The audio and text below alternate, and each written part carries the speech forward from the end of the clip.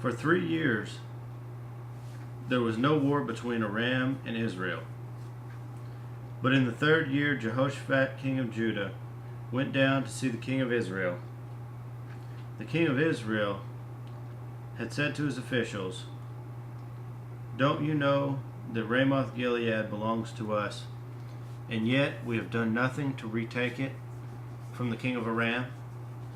So he asked Jehoshaphat, "Will you go with me to fight against Ramoth Gilead?"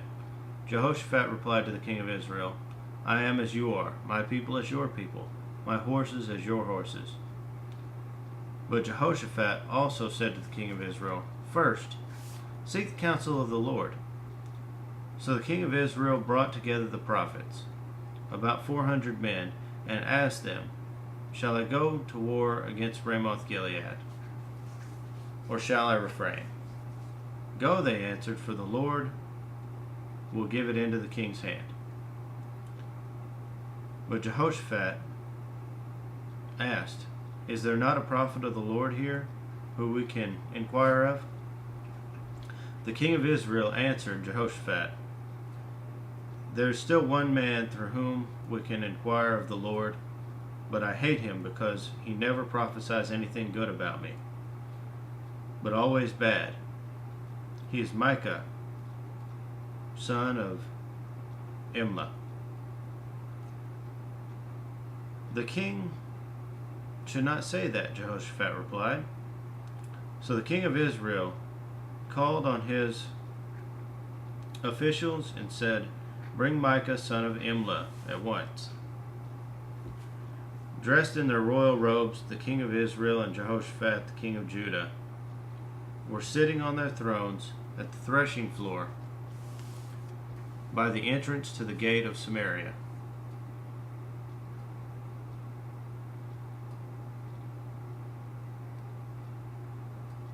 With all the prophets prophesying before them. Now Zedekiah, son of Kenana, had made iron horns, and he declared, "This is what the Lord says. With these you will gore the Arameans until they are destroyed."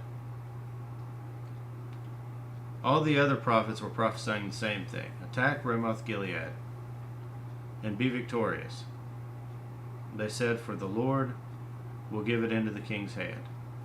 The messenger who had gone to summon Micah said to him, Look, as one man the other prophets are predicting success for the king.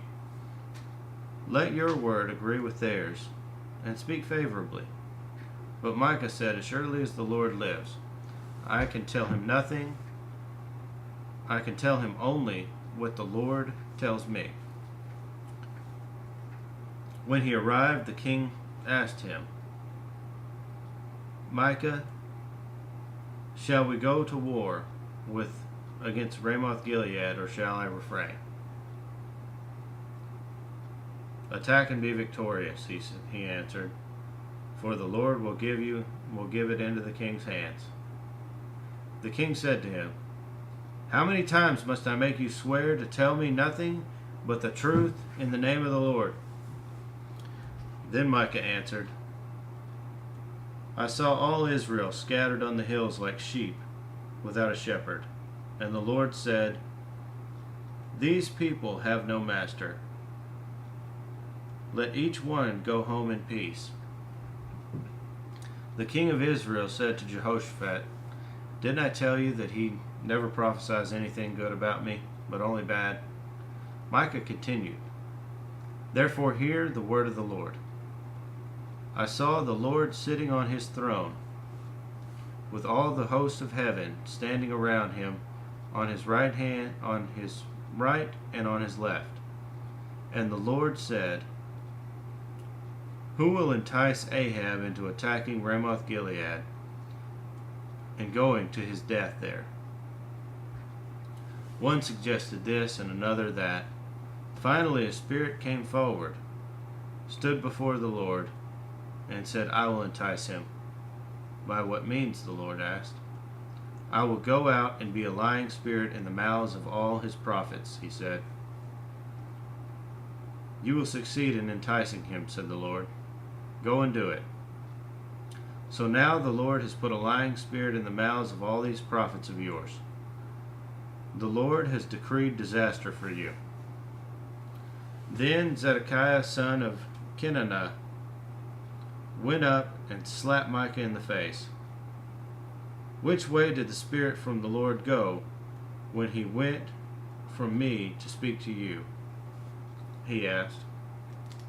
Micah replied, "You will find out on the day you go to hide in an upper room."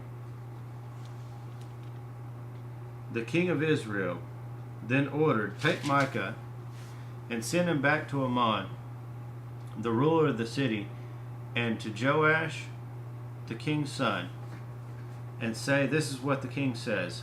Put this fellow in prison and give him nothing but bread and water until I return safely.'" Micah declared, "If you ever return safely, the Lord has not spoken through me." Then he added, "Mark my words, all you people."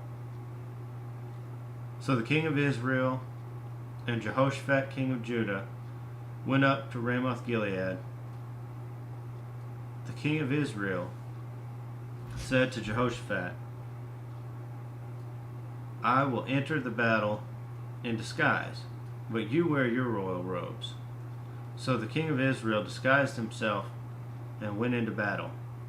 Now the king of Aram had ordered his 32 chariot commanders, "Do not fight with anyone small or great except the king of Israel." When the chariot commanders saw Jehoshaphat, they thought, "Surely this is the king of Israel."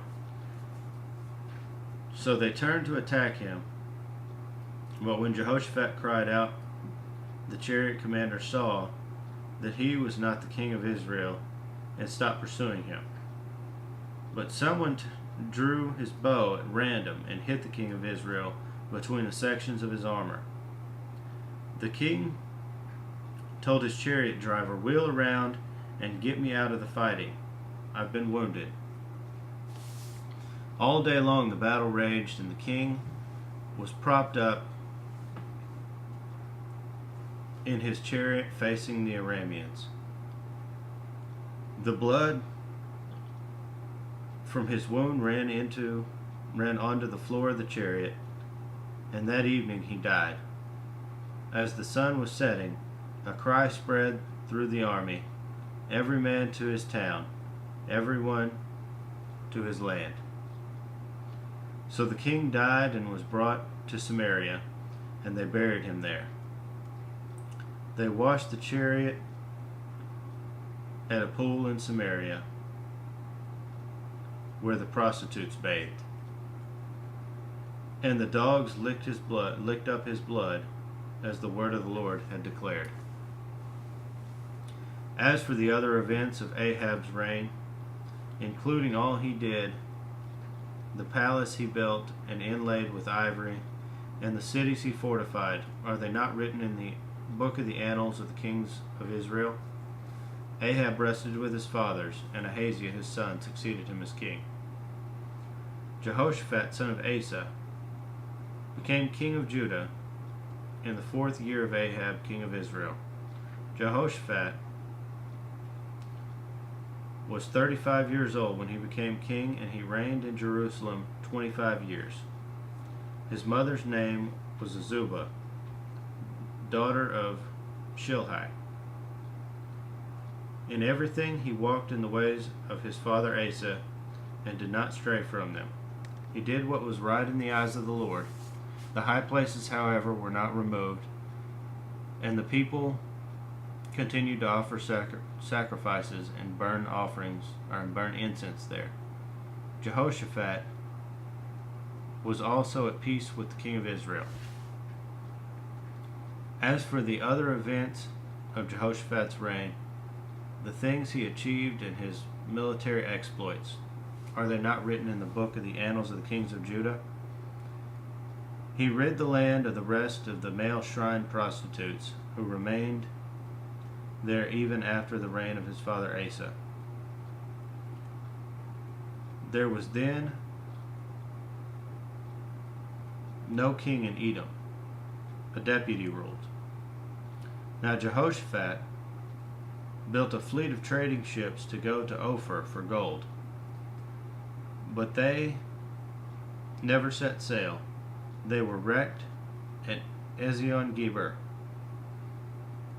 At that time, Ahaziah, son of Ahab, said to Jehoshaphat, "Let my men sail with your men."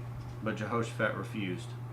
Then Jehoshaphat rested with his fathers and was buried with them in the city of David, his father.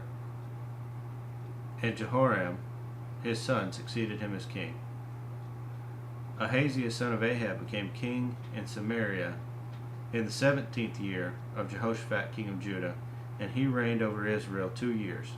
He did evil in the eyes of the Lord, because he walked in the ways of his father and mother, and in the ways of Jeroboam, son of Nebat, who caused Israel to sin. He served and worshipped Baal, and provoked the Lord, the God of Israel, to anger, just as his father had done.